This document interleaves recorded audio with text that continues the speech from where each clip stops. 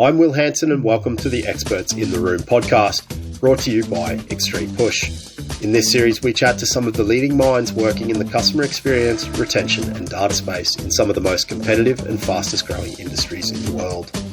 In this episode, Influencer Marketing, I spoke to co-founder of the GOAT agency, Nick Cooke. Nick is one of the pioneers of influencer and micro-influencer marketing and leads one of the best agencies in the business.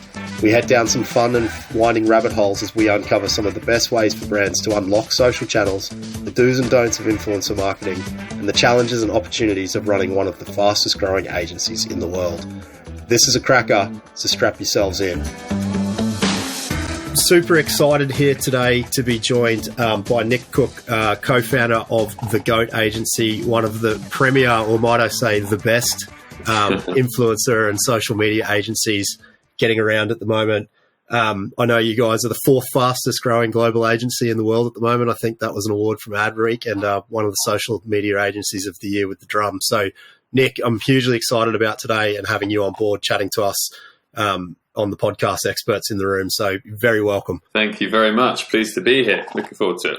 Yeah, I think today is going to be really insightful given the types of clients that we work with here at Ep3 Push, particularly heavy in the sports betting and gaming industry. I know you guys service that industry, but obviously e-commerce, publishing, a lot of luxury brands as well in there. So hopefully we can dig into some real pieces of wisdom from you guys on your experience running such a vibrant agency in such an interesting area. Maybe as a way to kick it off, if you give us a little bit of a brief introduction to yourself. You're the co-founder of the agency.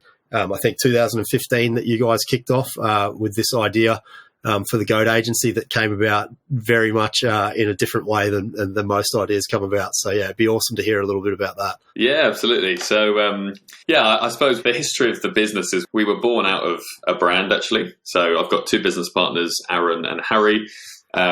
And we all met working for Aaron's previous business, which was called Sport Lobster. It's like a sports social media platform. And Harry and I joined as sort of the fifth and sixth employees. And it was unbelievable. We basically had 3 years of trying to build the next Facebook for sport. And Aaron and his business partner raised quite a lot of money. And basically, I ran the marketing team. And my job was to drive app installs and build a community on the platform. And I joined as an unpaid intern, actually. So I had very little experience. I didn't really know what I was doing. And our investors were big sports fans. So lots of the money was sort of wasted on sponsorship deals. We were a sponsor of Crystal Palace Football Club and the NBA, and amazing experience for me. Not to say, Nick, to all our Crystal Palace fans here that's a wasted investment, but of course not.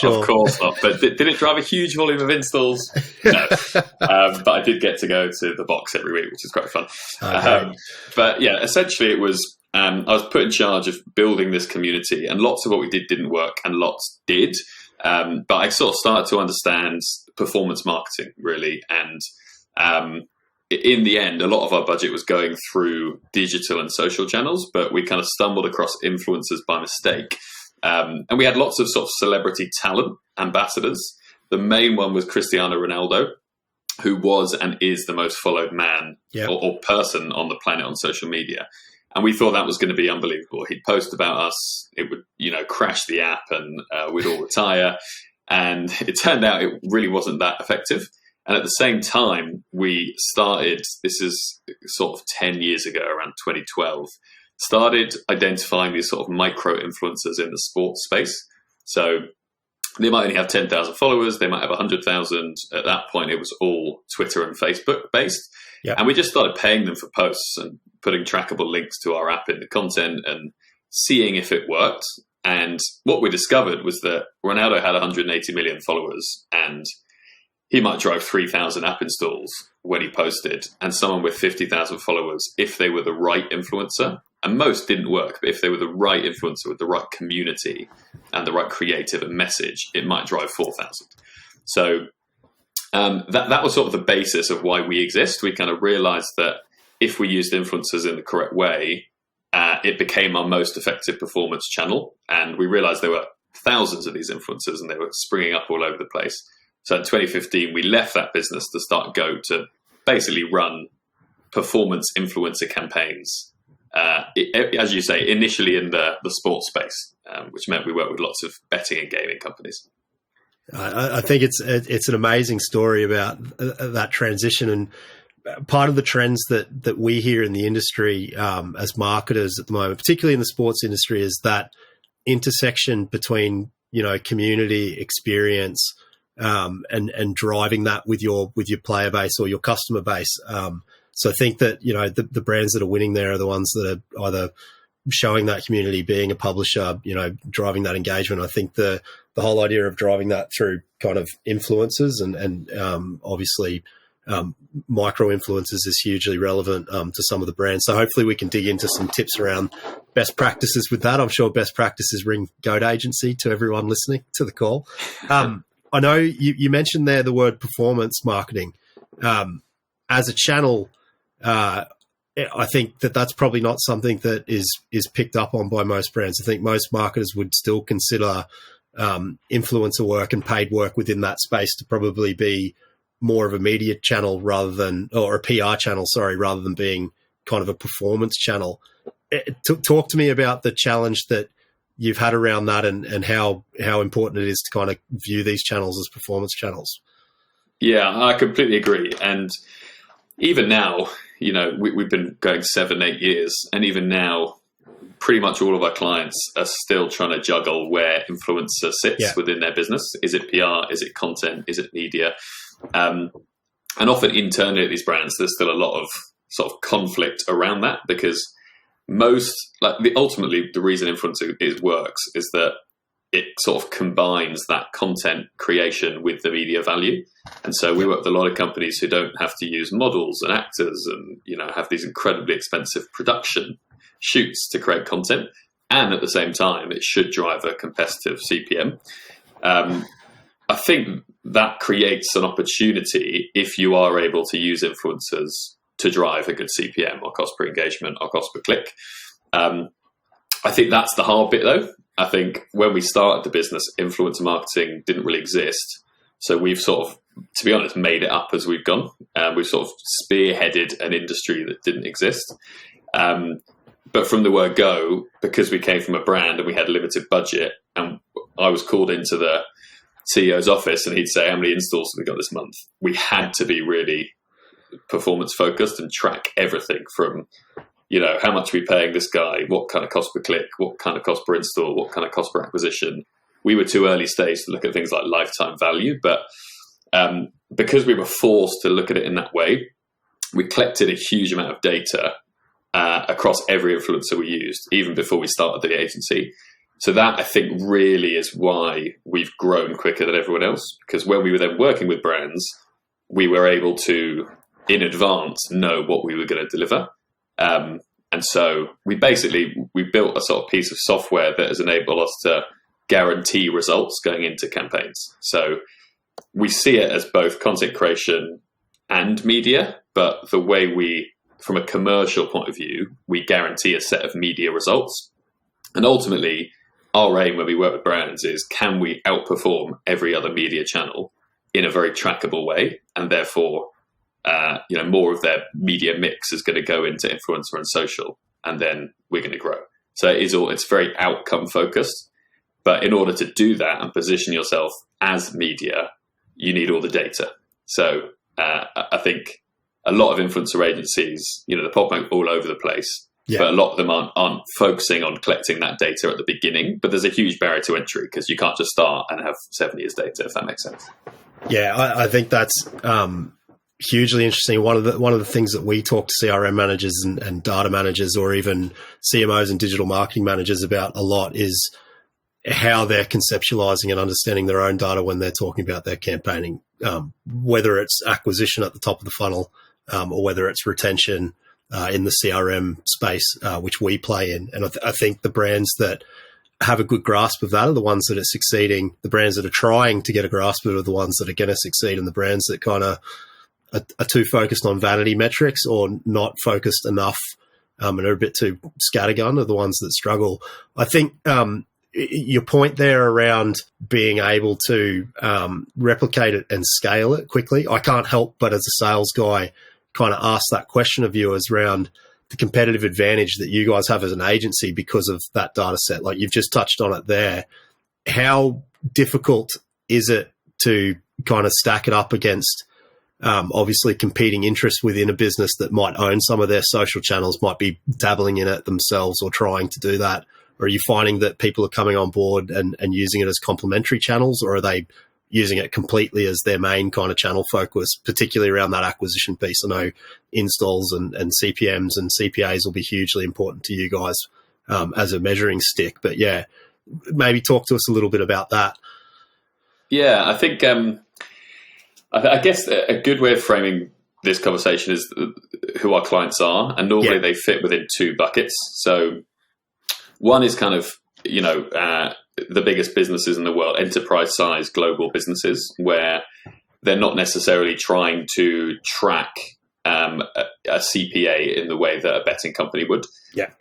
They are trying to track ROAS or sales, but often it's through, MMM models, because if you're working for Dell and their budget's $100 million, it's, we're running $10 billion of influencer activity. It's not like people buy a laptop immediately when they see a link and it's trackable in the way downloading a betting app is. Or an Audi. I see that you guys obviously have a really nice case study with them on your website. So same yeah, type exactly. of thing. Like, cars are the ultimate example, right? It's like, but even when you're working with a big automotive company, the marketing director is still saying, how are we tracking sales? And so you do have to title back one way or another.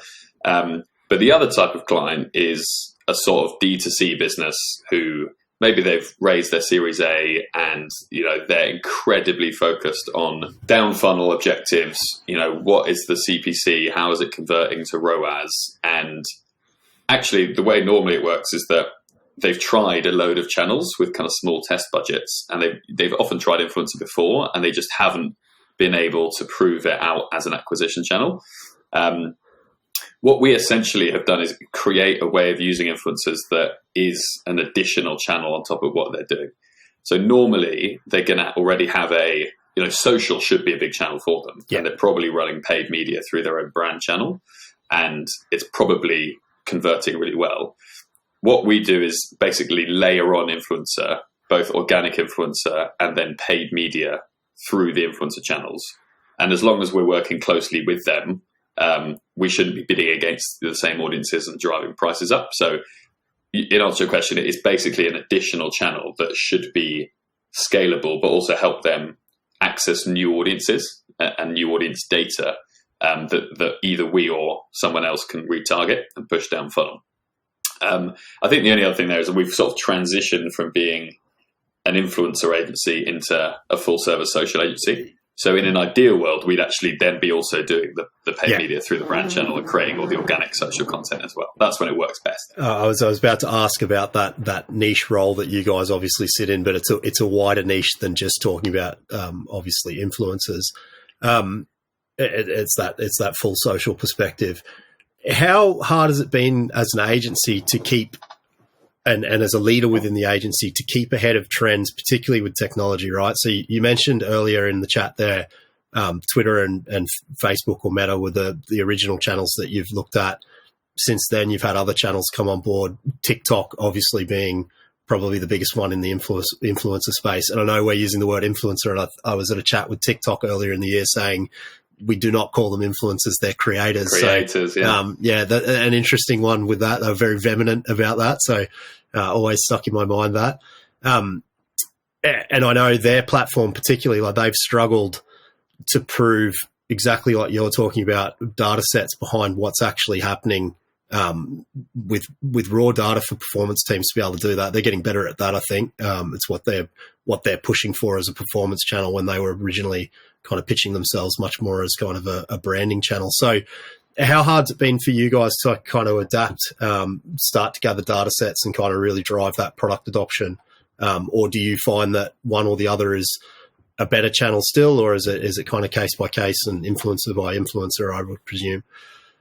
Yeah, and it changes all the time is the truth. I think we need to stay on top of it because, again, that's how you gain competitive advantage. But I think our model, again, to go back to why our model is unique and useful, is that we don't manage any influencers ourselves. Yeah. So a lot of influencer agencies are really talent management companies, or even social media publishers like Lad Bible, for example. And if you're a publisher and you've grown a huge Facebook channel that is your business, and suddenly no one's using Facebook anymore, then you drop off a cliff. If you're a talent management company and you manage a load of influencers who are huge on Instagram, and suddenly people aren't using Instagram, then again you're exposed. So we're neutral, which helps. We can just pick and choose based on what's going on in the market. I think what we've seen is that TikTok, this normally does happen when new platforms emerge. TikTok had audience, but they hadn't had the time to build out their ad platform. Yeah. So brands wanted to advertise on TikTok because the algorithm meant that organic content can just fly, and you can get 40 million views without any followers, which was unique. But at the same time, you didn't have any demographic information, and if you spent money through ads, then you had no idea really what the results were.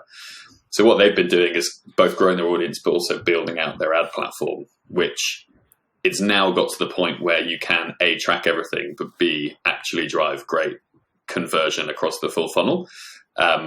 So I think for the platforms, its audience is the key, but then what we're seeing as well on other platforms at the moment is that the value you get as an advertiser with paid media varies enormously. So there's a huge conversation around Twitter at the moment. Like Elon Musk has bought Twitter. He's, saying the audiences are increasing, but he's also moaning that brands like Apple have stopped advertising.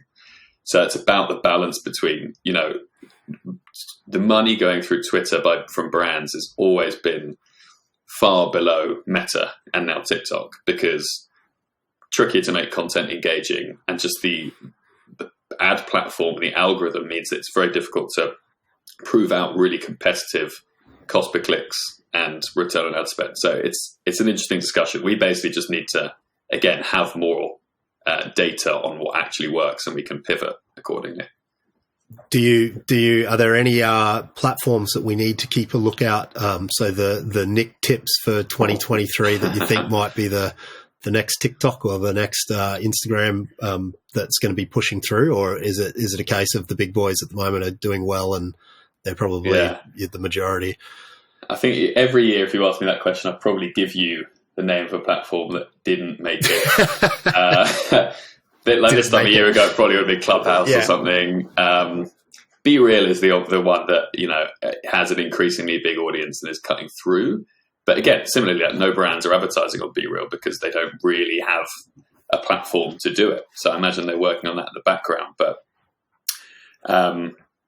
I think it's basically impossible to predict which platform is going to take off. Yeah. So be agnostic and be ready to pivot, I imagine. Yeah, exactly like you guys are talking about. Yeah. Consumers are hugely driven by community and experience, and it's something that we talk about a lot here at Extreme Push, around making sure that you're driving that community experience across the whole touch point of your brand. So from the top down to the bottom, when you've got someone finally installed your app and they're starting to, or they're on your website and they're buying something. How do you guys envisage community and being able to drive that as an agency? So you're obviously a full service social agency. Like, is that the type of strategy that you guys are leaning into when you're talking to brands around that, or are you purely performance focused as well? Like, is there a big focus on brand? Yeah, there's definitely both. A lot of our clients who aren't in that kind of D2C space are looking for they could be looking for a full awareness strategy. They could be looking to change brand perception. So there is a lot of that work that we do. And I think influencer is a great channel for that, just because of the variety of content. Like, we work with so many brands where the content is really product focused and just kind of boring and not engaging. So I think a lot of it is content driven. I think community is a really interesting word. And I think what we always talk about is that social media is basically like the real world, in that people live in communities on social, like you would in the real world. So if you're a Red Sox fan, you probably follow 20 Red Sox pages. If you're, a skateboarder or a new mum, then you might follow other new mums, and you kind of live within these communities. And what influencer and social broadly has enabled brands to do is access those communities in a way that is kind of trackable and authentic. So I think in terms of building a community around your brand, the first step is sort of understanding what the communities on social are and then kind of accessing them. Yeah. Because often we work brand, the brief is always demographics. It's always like, we want these 3 audiences, and, often there's a name and it's like, this is Jenny and this is Mark. And that's fine. But what we then normally do is kind of layer over the actual communities those people live in and then dive into them. But yeah, the way we measure the sort of upper funnel activity is also completely different. So, we use social listening tools, and we'll be focusing on CPMs and engagement rather than actual track sales. Yeah. No, it's super interesting. I'm actually stealing something from your LinkedIn account. You on the agency talking about looking at brands that are doing a really good job with data at the moment, as far as talking to their customers or their listeners in a one-to-one basis. So I just got my Spotify Wrapped, which was interesting. Apparently I'm not very good on Spotify, but I can't remember what I was actually called as a demographic. But I think it's a really good example of a brand using the data that they have on their user and really simply coming back with something that is quite interesting. I'm not the type of person that's going to be posting up my Wrapped on a website. Most of it is driven by me listening to podcasts and to different music. The song is embarrassing. Is that what we're taking? Yeah. It could be too embarrassing. So, but how important is that for you as an agency to maybe do that one-to-one with your customers, talking about, look, these are the wrap-ups that we have with you guys for a year, like driving into that data? Like, do you find that that's useful, and do you think brands should be doing more of it? Yeah, I think, we do it a lot for the brands who we work with in terms of using creative mechanics to engage their audience. Yeah. We don't do a huge amount with our clients, so the brands who are our clients. That's more around performance of, how do we figure out what value we've driven you versus everything else you're spending your money in. So it's a bit more of a kind of simple take. But in terms of it's interesting in the influencer and social space, the significance put on creative, I think, differs massively depending on what you're trying to do. And a lot of the campaigns, when we're building a strategy for a potential new client, we kind of have to ask ourselves, like, how much do they care about results and how much do they care about the kind of creative mechanic? Because sometimes we've lost pitches because we just build a deck showing that we believe we're the best partner for them and we're kind of the market leader and we can drive performance. And actually, if you haven't really understood what's kind of important to them, you can just get it completely wrong. So some clients don't care at all about results. They just want an idea that cuts through, and they can go to their boss and say, look, we did something on TikTok that drove UGC or whatever, That's probably a good segue, actually. I'd love to, you've been in the industry from, like, your company went from, I think, you five of you starting it, or the original 5 or 10 employees, all the way up to 190 now, I think, Nick? Yeah, around that now. Yeah, spread globally around the world. I know we'll touch on that in a moment about the challenges of scale within the business world side of it. I'd love to hear about maybe some of the nuts and bolts of some campaigns that you think have been really good, and potentially challenging conversations that you've had to have where while you're starting the agency, it's maybe we've spent $5,000 of this budget and we're not 100% sure if it's worked. Like, I think for some of the CRM and marketing people listening, knowing that they're in the same boat is probably really useful. Yeah, well, there have been a few. I think you don't have to name names, by the way. That's fine. You don't have to throw any brands under the bus. Some I would love nothing more than to name names. But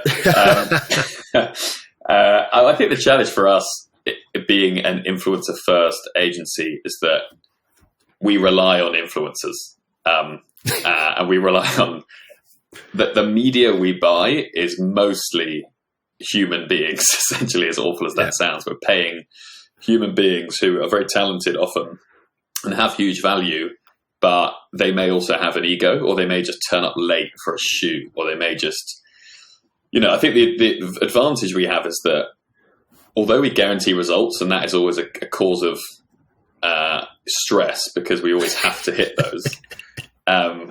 for the most part, we were pretty accurate at predicting what's going to happen.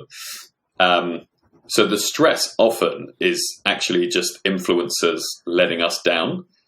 You might think it would actually be influencers being paid a certain amount and not delivering the media value we need. But it's kind of a weird situation where we have more data on you as an influencer and what you can drive than you do. Because you might say, I'm $10,000 for an Instagram post. And you probably understand how many impressions and engagements and maybe video views that's going to drive. But if we say, okay, let's do an Instagram story and we're going to use some paid media and put a trackable link in that, you actually have no idea. It's our trackable link. We've got all the conversion data around how many sales you've driven. So you actually never really have access to that information. So we'll pay you the money for your content and your platform, and then you have all the data on how many people see it, etc. But you have none of the kind of data beyond that. So in terms of kind of horror shows, it's not really about how much value you drive. It's more about, are you actually going to post on time? Because client services in the influencer world is so focused around, we've got this much content going live. This is the day it's going out. Maybe we've got a Thanksgiving campaign where it has to go out by a certain date. And we've told the client it's all going to go out by that date. And maybe someone's ill, or maybe someone's, there are completely valid reasons, like, someone's pregnant or something.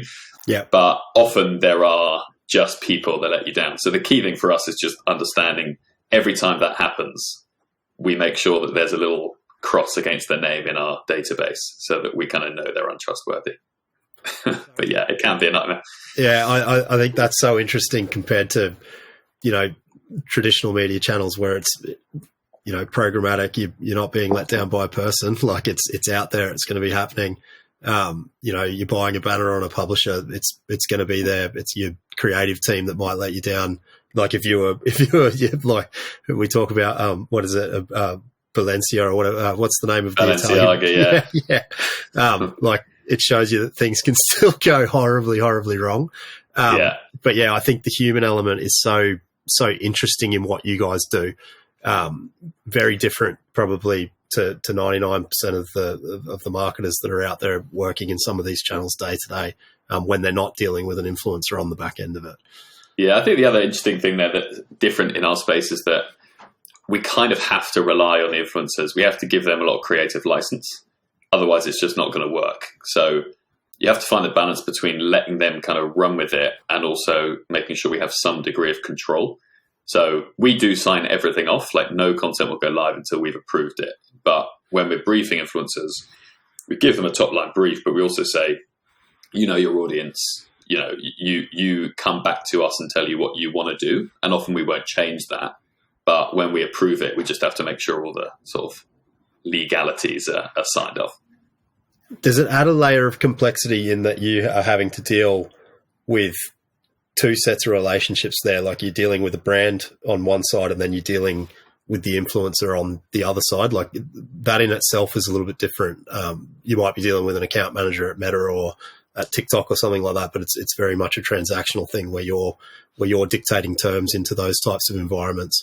Does that add complexity to as far as the skill sets that you need from an agency perspective in your teams? Yeah, absolutely. And the way we've done it is just completely separate roles from the start. So a lot of agencies, even in our space, have, you speak to like an account manager and they'll be the one dealing with the client, but then they'll also be the one dealing with influencers.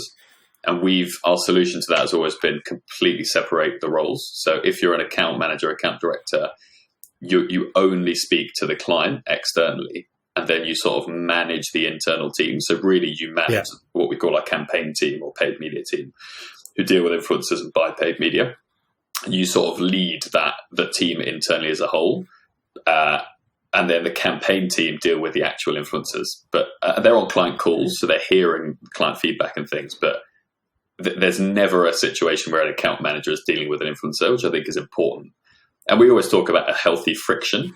So if the account team and the campaign team are there should be a slight kind of holding each other to account there, which we try and actually encourage, because otherwise the kind of standards across the the team can quite easily sort of drop a little bit, and then something goes out late, and then two things go out late. So it's kind of about the account manager being quite able to hold everyone else to account, I think is really important, and almost act like a client. That's often advice we give as well. So, okay. If you've got a really tricky client, you kind of have to act like a tricky client internally. Yeah. Okay. Interesting. I'm sure that leads to some really, really good conversations. But as you say, it's probably driving that expertise within your business as well, creating that friction. That's probably a good point to pivot into. One of the amazing things, obviously, talking to you and looking at the profile of the company, like your growth in less than 10 years or 10, less than 10 years, from 5 to 190. COVID smack bang in the middle of it.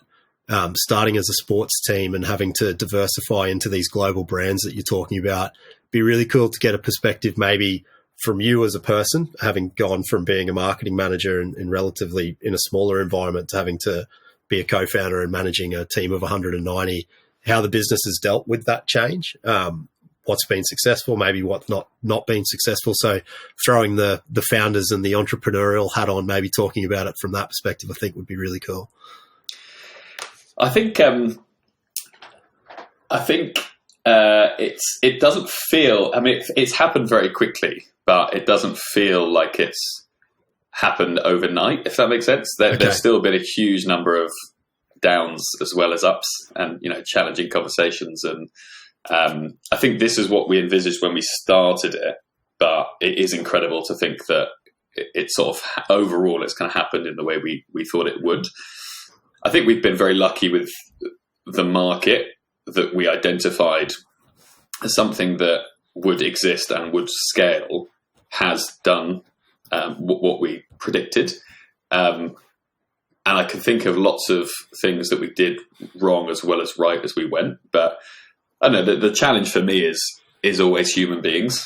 Like if I kind of reflect on what it's like to effectively kind of look after 190 human beings, I think that's always the hard bit. It's if someone isn't quite doing as well as you want, how can you get the balance right between upskilling, supporting, and also holding to account and kind of being ruthless where you need to be, or just someone doing something really stupid or unprofessional, and like how do you call that out? Well, I'm very much a people pleaser, so my challenge is always, I want people to like me, but that's obviously not very easy. But I think the other thing is myself and my two co-founders are incredibly different people, and we're all completely different characters with different skill sets. And I think that's also been really important to understand that from an early stage. And I guess the fact we'd all worked together for each other. So I reported into Aaron and Harry reported into me at the previous business, which I think is a very unusual dynamic to then start a company together. So we knew each other's strengths and weaknesses, but we also weren't friends. And we're still not, friends. We're professional friends, but we'll hang out outside of work to a degree. But I think that separation has been really helpful, actually. Yeah, no, it's so interesting, and I know. Obviously, in prep to this call, we obviously do a bit of back and forth. Your investment round and the due diligence that came with that gave you guys a real shot in the arm in that your product is good. It does what it says on the box, and it's excellent at it. Like, was that something that you guys were obviously as a founder you would have been nervous about it, but deep down I'm sure you knew that it was going to pass with flying colours. But how is that positioning you and the Goat agency to move into the future? Like what's on the horizon for you guys, I guess that's a bit of a double question, that one, and maybe something you can talk to. So we did a deal with a private equity house at the start of 2021, which was a sort of unexpected but quite big moment for us. And I guess our focus has always been just growing and making sure that revenues and profits are growing year on year, and we're becoming more and more of a leader in the space, as well as diversifying. And so that transaction came a little bit out of nowhere, and we felt like they were the right partner to help us scale to the next level.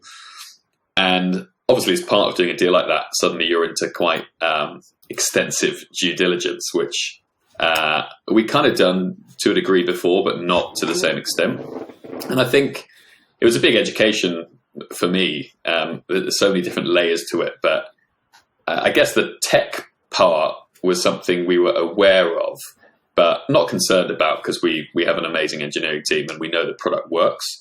And we're not an external tech company, so we're not a software company. We just have a tool we've built, which is an internal tool that helps us use all the data. Our value really is the data, but we also have a tool that helps us access the data.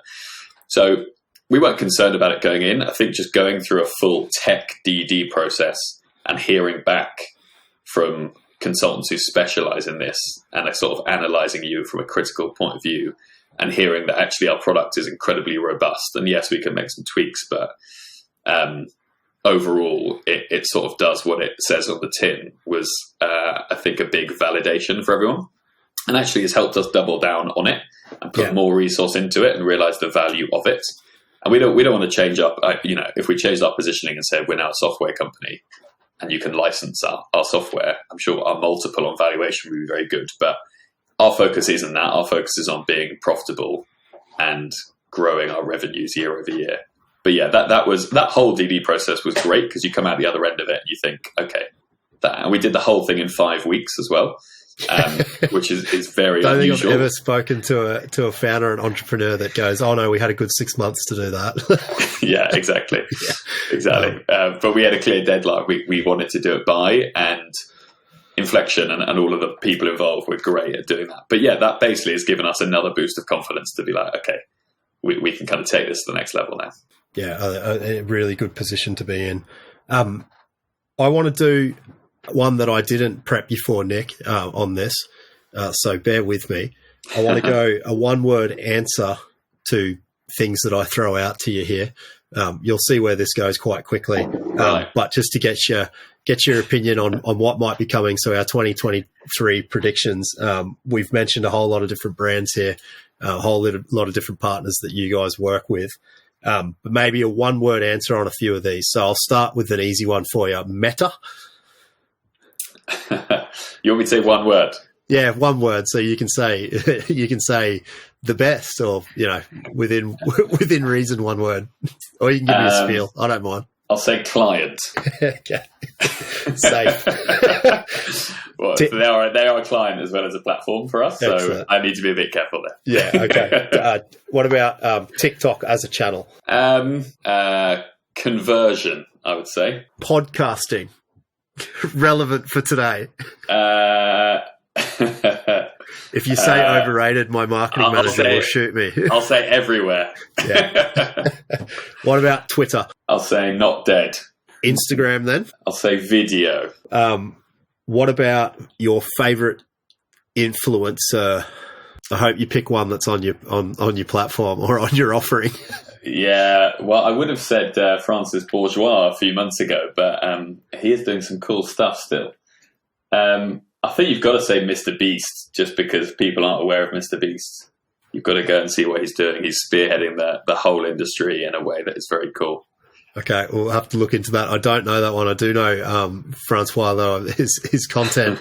At first, I was like, what am I watching? But then it gets quite addictive. But yeah. What about, let's go with the last prediction for the sports fans on here, World Cup winner. And this will probably be published after the World Cup. So I want to be able to hold you to it, whether you've got it. And you might not even be a football fan. I don't know. Is it coming home? Well, I do hope Australia keep going strong. My prediction, though, I think, is probably France. Yeah, I think a safe prediction. We have filmed this the day after the Australians, the Socceroos, had a miraculous win over the Danish. So we've done well with that. Nick Cooke from the Goat Agency, absolute pleasure talking to you today on the Experts in the Room podcast. For anyone that is looking to explore this channel, the influencer channel, you obviously know who to go to now with Nick and the Goat Agency playing hugely in this space and obviously being a market leader within it. I think plenty of our brands here at Extreme Push that we work with talk to us constantly about these types of channels and what they're doing and how it then feeds into their retention strategies. So, Nick, huge pleasure from us here at Extreme Push and on the podcast for joining us today. Thanks very much. I loved it. Appreciate it. Awesome. Thanks, mate.